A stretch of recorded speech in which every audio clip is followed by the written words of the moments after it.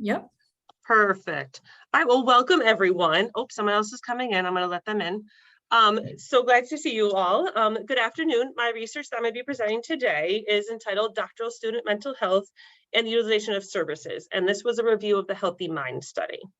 Moving into the purpose, this is a quantitative correlational study, really to explore the relationship between the perception of doctoral students' mental health, the use of services, all from the data of the Healthy Mind study. And I utilized Tinto's 1993 theory of persistence in colleges to help guide that research. A little bit of background, right? As I am a faculty member in a doctoral program, and then also becoming a doctoral student again, really wanted to take a look at our graduate students and really how they were doing. From what I see in terms of personal observation, we know that there are an increase of mental health concerns.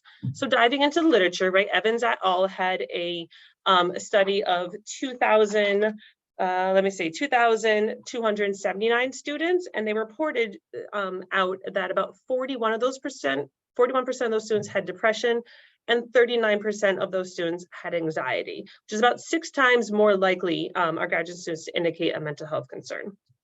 Chirkarov in 2020 did a comparative analysis to depression and anxiety of our doctoral students and found that in 1 year, from 2019 to 2020, depression increased double, and then anxiety was 1.5 times more prevalent for mental health concerns.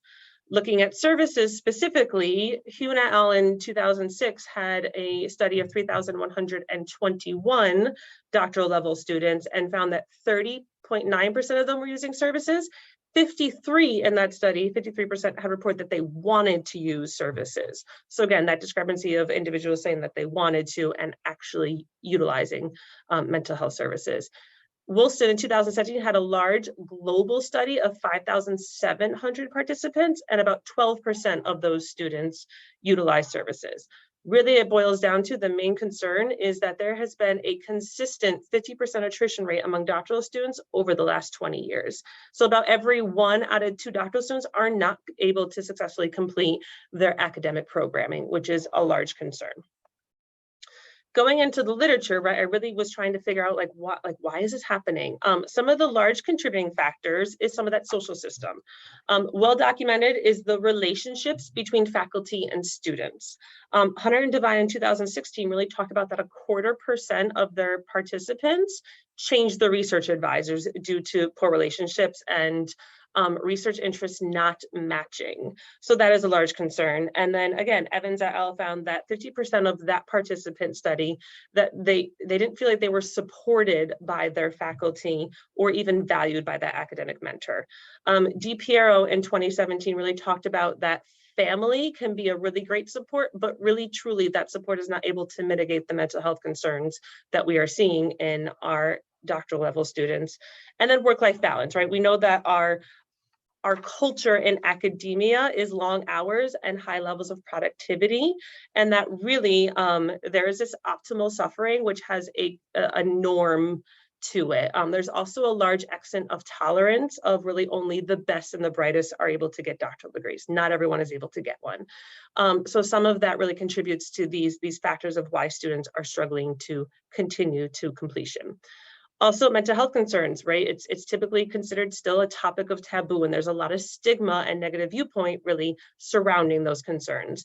And the American Health Association, the APA, really is going to strongly support that due to shame, fear, and embarrassment, there is a reduction in help-seeking behaviors. So again, large concern, people are not able to actually access services because of their mental health concerns and the stigma related to it. Some of the gaps in the literature, right? When I really looked at doctoral students, they were really small sample sizes. A lot of them are qualitative in nature, which really reduces our generalizability to the larger population. And large amount of the studies were published on undergraduate students. Conley et al. In 2017 had a meta-analysis of 60 articles and only 3 looked at doctoral students. What we also know is that there is a large social media and blog presentation and conversation regarding doctoral students' mental health. Is the degree worth it? Imposter syndrome, some of those very kind of large concerns, return on investment with those doctoral degrees. So there's some of the concerns that we are having. Getting into my methodology, right, as I said before, it's a quantitative, non-experimental correlational design. I was able to gain access to the Healthy Minds study, which is a large publicly collected data set. Great news about that is I am able to utilize the benefits of big data analytics. The data collection has a simple random sampling with a 20 to 25% response rate. It's sampling across 79 participating institutions from the United States. All of the outcome measures are valid and reliable within the social science literature, and they also have a panel of experts that review all of the information. The mental health Healthy Mind study is approved by the IRB from the University of Michigan School of Health and Behavioral Sciences and the National Institute of Health. This study, or this design, the data is confidential but not anonymous to the primary investigators. So I also did an IRB for my research, and it was approved by my institution, Russell Sage College in upstate New York. My total sample of students was 5,568, and those were actively enrolled doctoral students. And when we look at my demographic charts, I'll explain that a little bit more. I pulled a subset of data from the larger Healthy Mind study. I have 3 research questions. The first one is really, what is the perception of mental health status among doctoral students? What services are they utilizing? And then the relationship between the two. A little bit about some of my different variables. As I said, all students had to self-report as either JD, MD, PhD, or other. The other category was reviewed to determine they were all doctoral degrees, which included PsyDs, PharmDs, oral maxillary surgeons, OTDs, DPTs, some of the different designations that didn't quite fit into those JD, MD, and PhD categories. Enrollment was coded into full-time, part-time. Gender, I stayed with a sex at birth code just to manage those 2 variables, and I'll bring that back up in future research of really what could be looked at.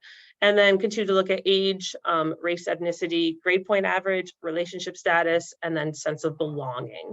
My mental health variables were all the ones listed on the screen there, and they were coded to follow how the rating scale is for all those different outcome measures. And then I chose counseling and prescription medications specifically for my 2 service utilization codes, due to the fact that those are best practices in the world of mental behavioral health in terms of what is really provided to individuals with those concerns.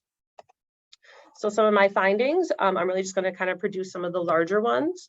For my first research question, right, my first finding was that there was a significant relationship, positive, between students feeling like they did not belong to their campus community and an increase of the behavioral mental health concerns. And you can see the code, the data analysis there.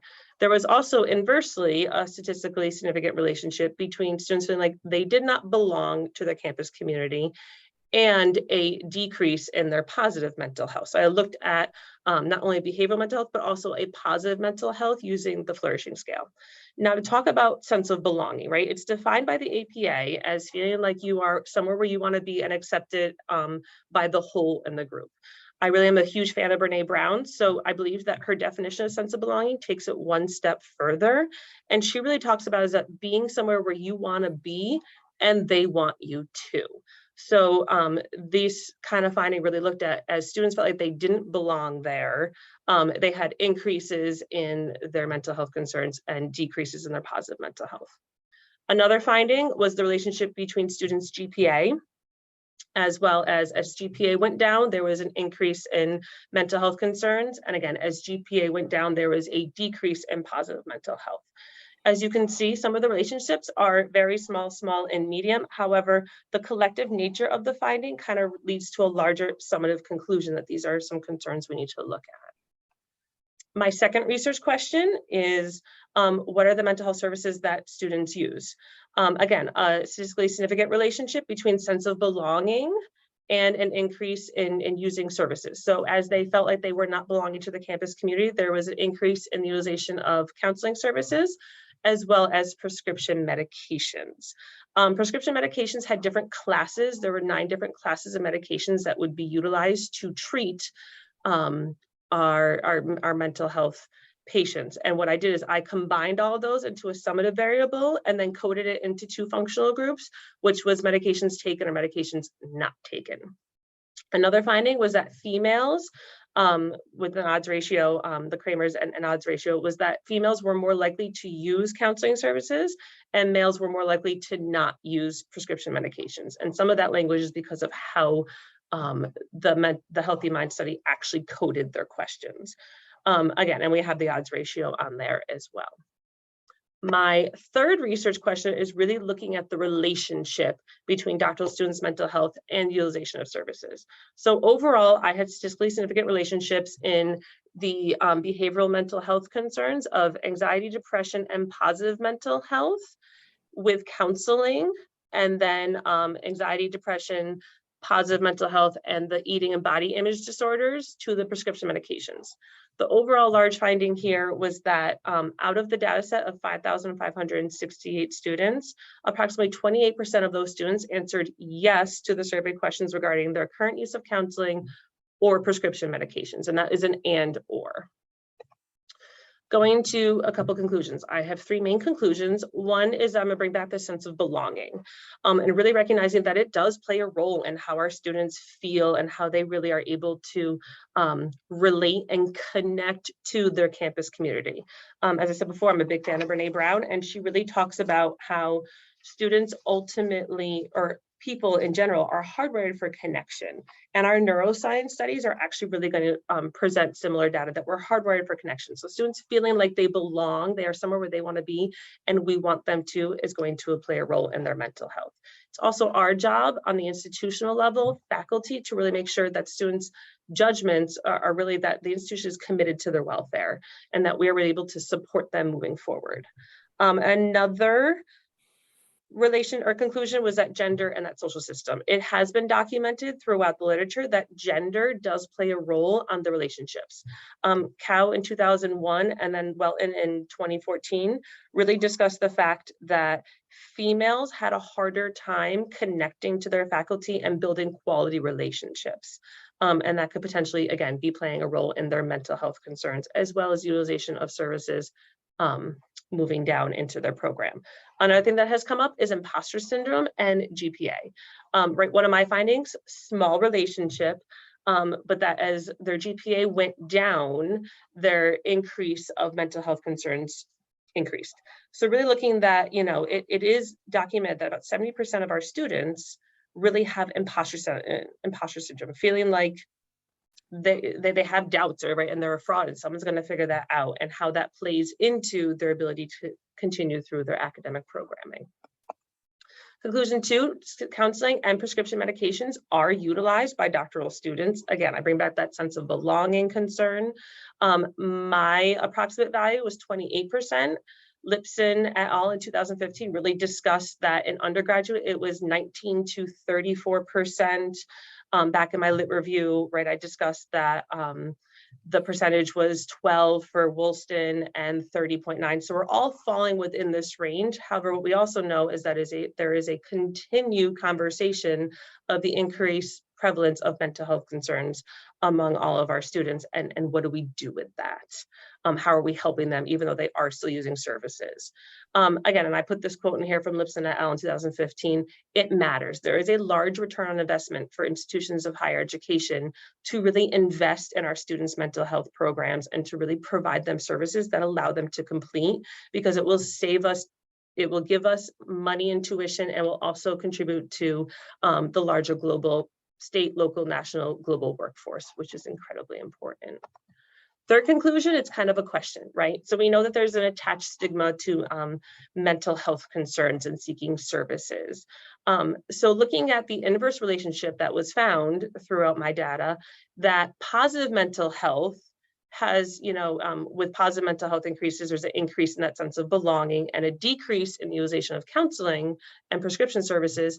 Question being posed, is there a way to come from a strengths-based perspective and look at providing more positive mental health assessments, screenings, really trying to reduce those students' fear of judgment or having to unmask their insecurities, providing more transparent, open communication, connection, to allow them to really complete their programming, right? Is this a way for us to start to create a positive cultural shift to promote that process? And this flows really nicely into my recommendations. Ultimately, right, I really want to increase more screenings. We have a lot of accrediting in organizations, so adding that into our accrediting body and our program evaluations. How are we looking at our students with their mental health? Are we looking at their positive mental health? Are we offering services? Are we kind of allowing them the opportunity to unmask and ask for help? Even through our institutions of higher education, can the entire system start to take on a trauma-informed mindset to really support our students across all areas? Staffing, we know that mental health supports, there are great wellness centers on many institutions of higher education campuses, but our doctoral students are typically not residential, therefore they may have a hard time accessing those, or they may not feel comfortable accessing those. So how do we incorporate mental health supports within their familiar, comfortable departments to allow them to gain benefits from that? Practice, again, looking at SAMHSA's trauma-informed framework, I really think that utilizing this framework into the institutions of higher education could be really important, into different programs and departments. It's going to be a great guidepost to pull in our social system and allow our students to engage and to discuss and to really seek out the help that they need to allow them to complete their programming. We talk about community building all the time, right? Mental health conversations, right? We need to have it threaded from enrollment to culminating experiences through coursework, panel discussions, symposiums. I also am very much about in our admissions practices and our recruitment is really starting to build that belonging and that connection between those students and the department's programs that they're looking at. I always throw in a grade list learning. I think it's interesting of how it could be helpful in terms of creating more low stakes learning environments that really increase innovation, creativity versus training to the test and some of the high stakes assessments that we need for our students, and really working through that to, again, help them to complete their programming, but also engage in that critical thinking and higher level learning. And then future research. As I said, I only stuck to a sex at birth to just keep that one variable somewhat consistent, but I think gender studies would be very important. I also am a huge sleep person, and that really is going to play into our behavioral mental health. With our different gender identities, I think it's important to look at that sense of belonging for our doctoral students, a bit more qualitative. A grounded theory would be really great to correlate into the data that we are seeing, as well as some of the efficacy of our mental health services on our college campuses, right? How are they helping? How are we able to really support our students? All right, I'm gonna end show for a minute, and I would love to take some questions.